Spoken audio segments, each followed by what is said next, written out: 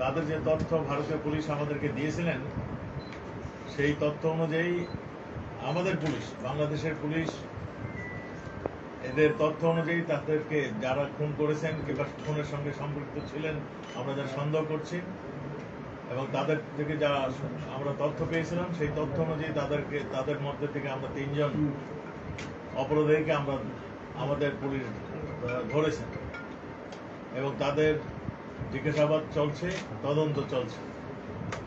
আপনারা জানেন ওই এলাকাটা একটা সন্ত্রাস কবল এলাকা, ওই ঝিনাইদহের এলাকাটা, ওই সীমান্ত এলাকা।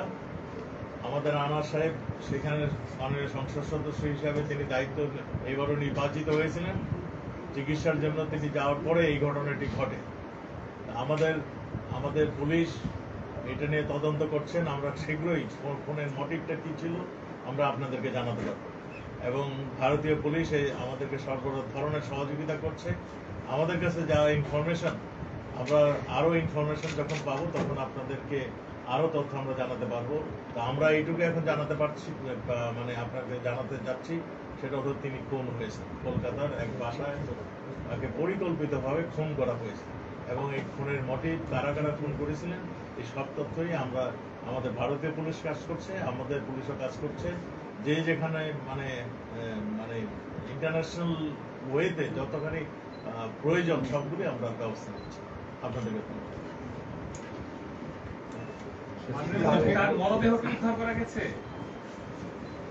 এটা আমাদের কাছে যে সমস্ত তথ্য আছে তথ্যগুলো আমরা প্রকাশ করছি না। আমরা বলছি তদন্তের স্বার্থে আমরা অনেক কিছুই এখন আমরা বলবো না।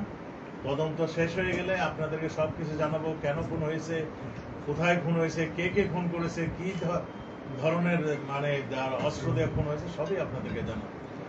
মরদেহটা এখনো আমাদের মানে হাতে আসেনি। আমরা যতটুকু খবর পাচ্ছি সেই খবর অনুযায়ী আমরা তদন্ত করছি। 2 দেশের পুলিশই তদন্ত করছে। ভারতের পক্ষ থেকে কোনো আনুষ্ঠানিক কোনো বক্তব্য পাওয়া গেছে কিনা? ভারতের তো মানে পুলিশ আমাদেরকে জানিয়েছেন তিনি খুন হয়েছেন, এটা শুনেছি। মাননীয় মন্ত্রী, যে 3 জনকে আটক করা হয়েছে তারা এখন কোথায় আছে বর্তমানে? আমাদের পুলিশের হেফাজতে রয়েছে।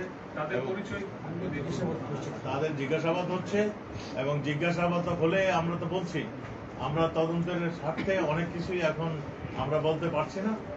আমরা খুব পজিটিভ ওয়েতে তদন্ত চলছে, এবং আমরা সুনিশ্চিত যারা যারা এই খুনের সঙ্গে জড়িত তাদের উদ্দেশ্য কি ছিল আমরা সুনিশ্চিত সেগুলো আপনাদের প্রকাশ করতে পারবো। মাননীয় মন্ত্রী, একটি বিষয় জানান, বাংলাদেশে আছে নাকি ভারতে গিয়েছিলেন?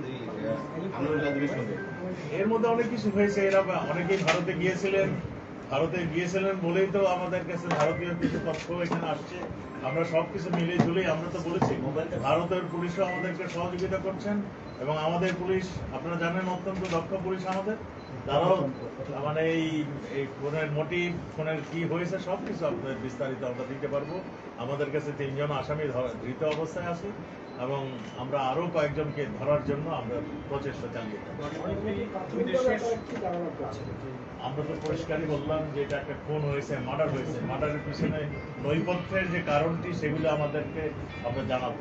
আমরা এইটা সুনিশ্চিত যে আমরা পজিটিভ ওয়েতে আমরা এগোচ্ছি। কোনটা? তার মরদেহ কবে দেশে ফিরবে? আমরা মরদেহটা এখনো মানে কোন জায়গায় আছে এখনো আমরা মানে উদ্ধার করতে পারিনি। তো আমাদের কাছে যেই সমস্ত সংবাদ আছে সেই সংবাদের ভিত্তিতে আমরা কাজ করছি। আমরা সুনিশ্চিত তাকে হত্যা করা হয়েছে। মানে মন্ত্রী, একটি বিষয় যে তিনি